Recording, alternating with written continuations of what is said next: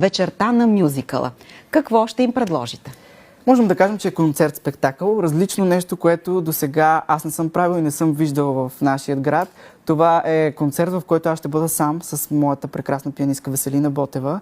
И ще бъде като малко подкаст, ще си говорим лично, ще разказвам различни истории за мюзикалите, ще изпея едни от най-популярните песни от мюзикали в света, Singing in the Rain, Кабаре и много други.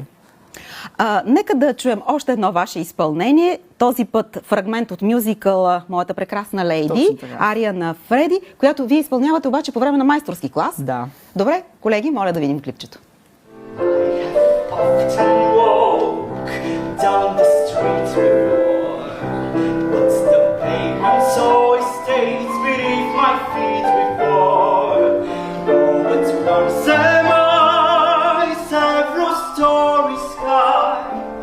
Knowing just on the street